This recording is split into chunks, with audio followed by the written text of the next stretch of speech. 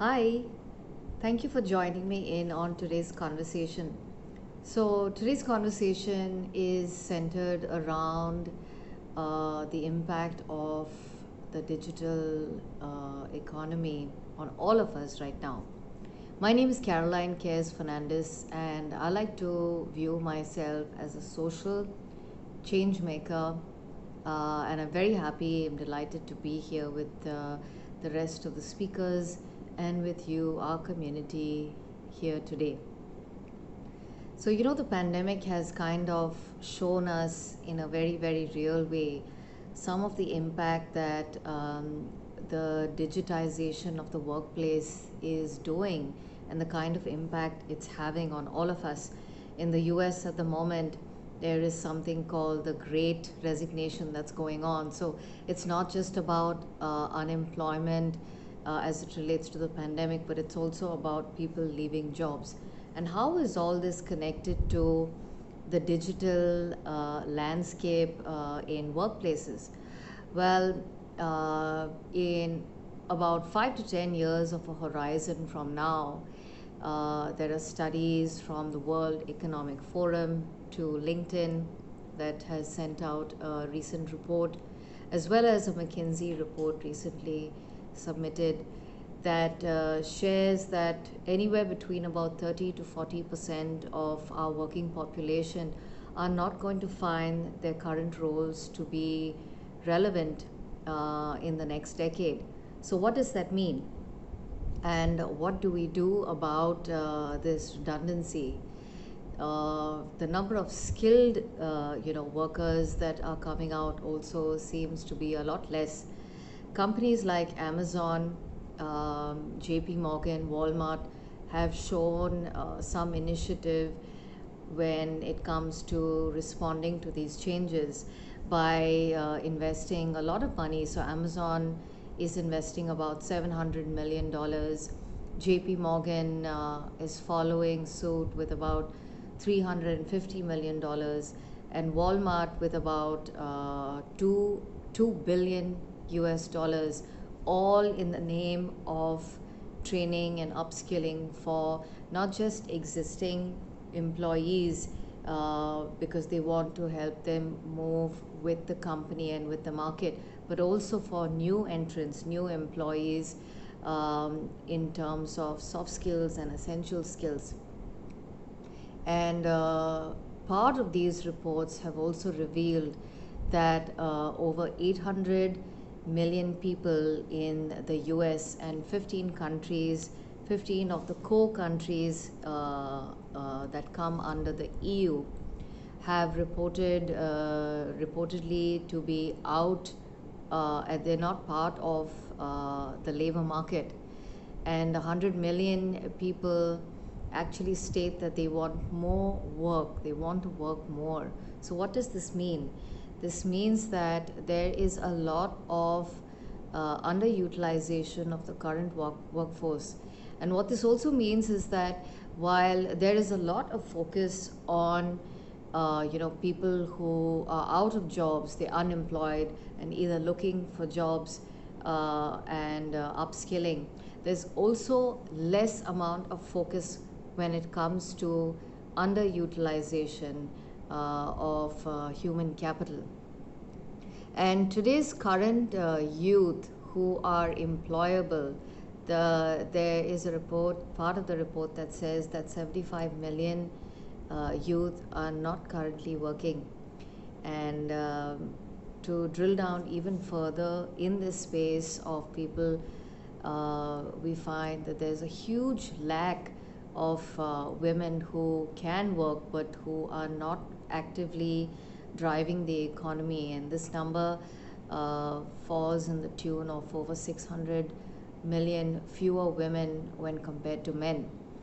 And when you look at these kind of data points, some of the suggestions around them is that if each and every country around the globe can start to look at some of the best practices and winning strategies that their neighbor countries, the ones that are fast to improve on gender parity, are taking on, we can actually push the global GDP to $12 trillion in the next 3 to 5 years. Something else to consider, and we probably already know this, but to call our attention to, is that AI and robotics, while the usage of it within businesses has increased, and this has resulted in an increase in productivity, it also has had a downside to workers and employees as it relates to work, pay, and the nature of work itself. So when you think about this, more and more companies are going to start to look at remote work. More and more companies and businesses are going to start to look at temp labor.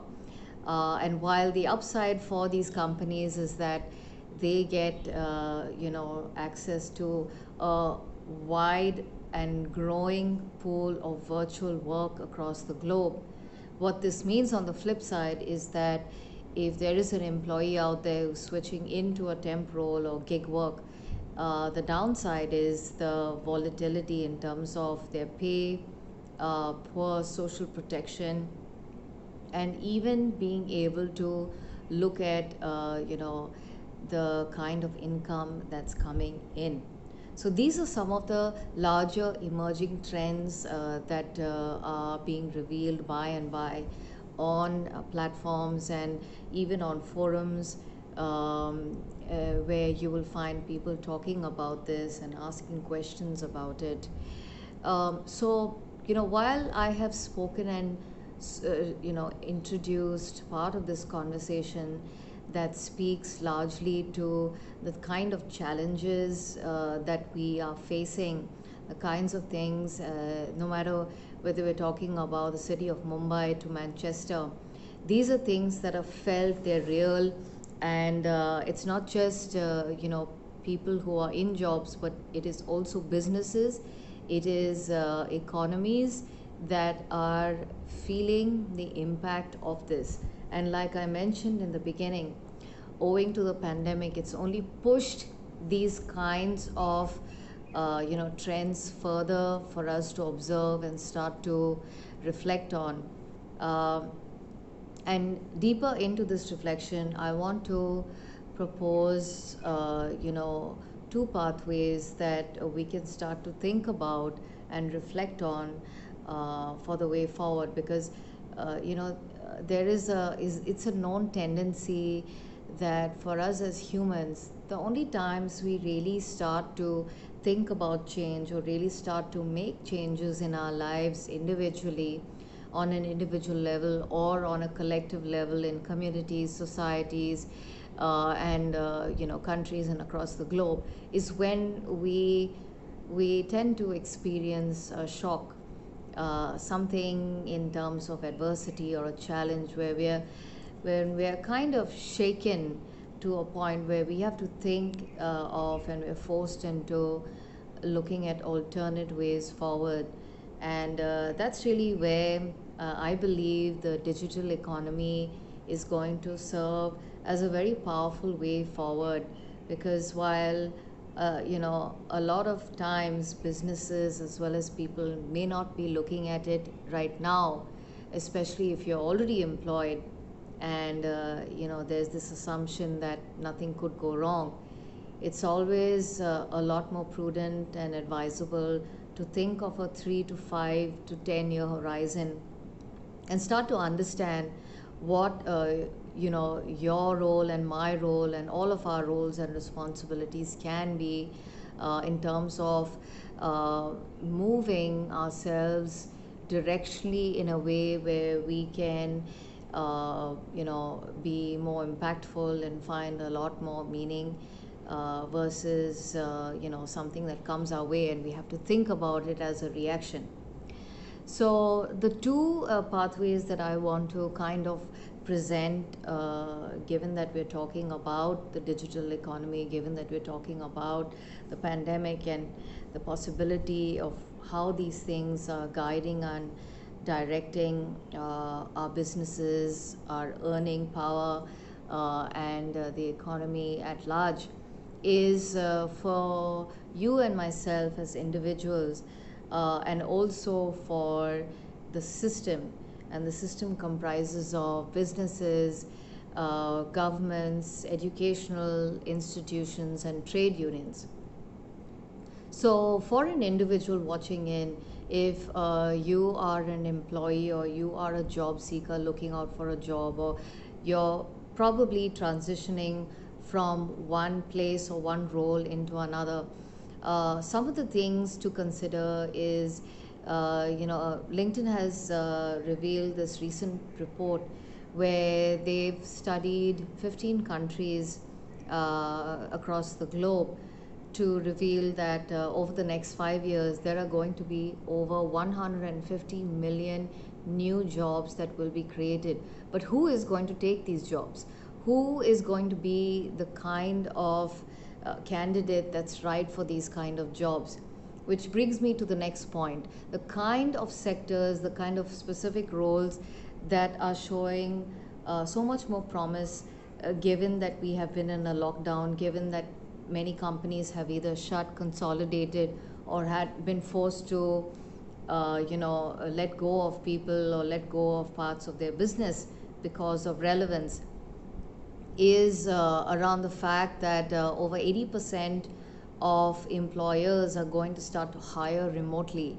And what this means is that the digital space, roles in IT, roles in data analytics, and even other sectors like sales and social media, podcasting, medical writing and research, as well as life coaching, are some other areas for us to consider.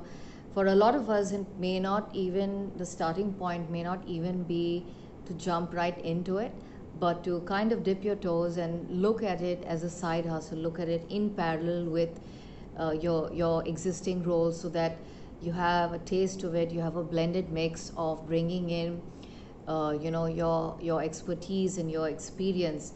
I know a lot of times people tend to wonder how that's even possible, but there's something called transferable skills, and if you read more about it and you start to understand, you know that there are several skills that we hone and we harness in our past lives, if you will, our past roles, our past jobs, our past careers, that have the power and the tendency to permeate through emerging roles. And that might be another point to consider for all of us if we are transitioning, especially changing sectors altogether. So upskilling is going to be a huge one. Online training, finding great networks and mentors who can guide and support you. And this is a very strong point, and something close to my heart, because that's the kind of project that I sort of drive. Our work is largely focused on enabling people to think deeply about upskilling, to think deeply about cross-cultural networks that they can build. And this has been a strong point for me, because for me, building a network largely on LinkedIn across nations has provided so much of value in terms of relationships, guidance, advice, collaborations, especially with the current project that we're working on. I have people from different parts of the globe, and that's what it's all about, because in the future, you don't have to be a part of huge multinational to feel into a cross-cultural sort of an ethos for your working culture. Now, while talking about individuals, I also want to bring attention to the systemic involvement, that is businesses, academia, trade unions, who are also feeling the impact of the pandemic and the whole digital landscape and what that means. So while there is an upside to having a lot of the supply chain and a lot of the work that becomes non-manual or becomes digitized, if you will, some of the other things for businesses to consider early on is to future-proof workplaces.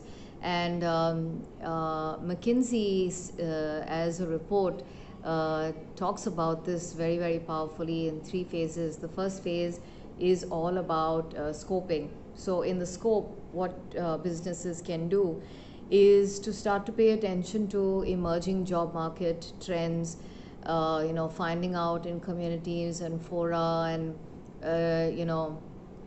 part of, higher, excuse me, higher level conversations to understand the direction of the market.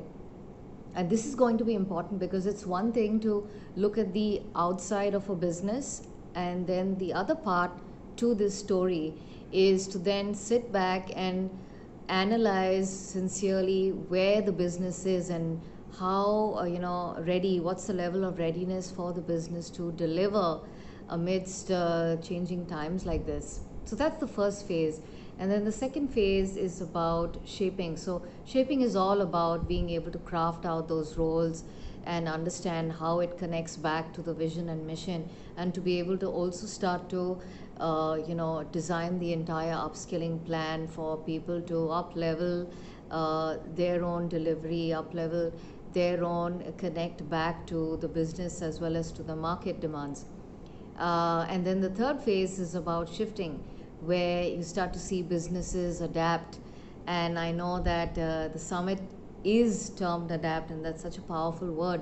And I think that's probably, the central theme in this conversation as well, because I think our ability to adapt will probably be one of those pillars of mindset tools that we will need to continue to develop and access through such times.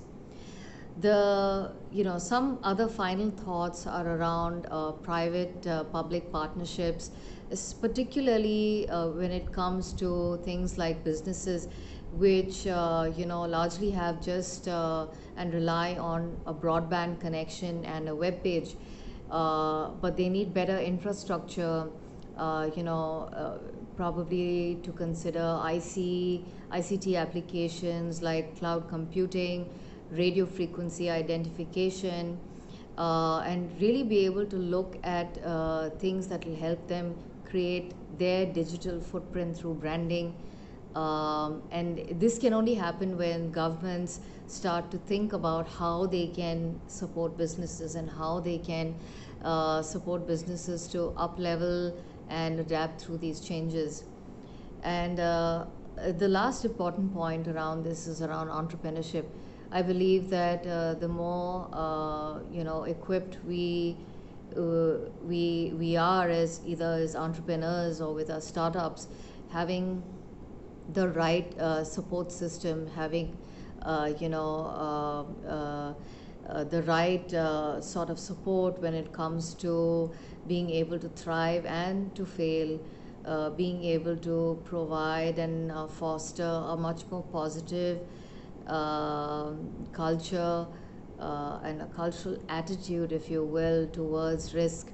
I think these are some other things that we can start to consider collectively, so that we are all working together, helping each other, and thereby also being able to help ourselves.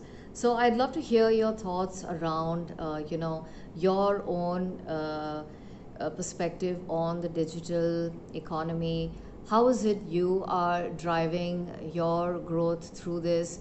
What is it, in what ways are you supporting others? And write to me. I'm available on LinkedIn as Caroline Cares, and I'd love to hear your comments, your thoughts.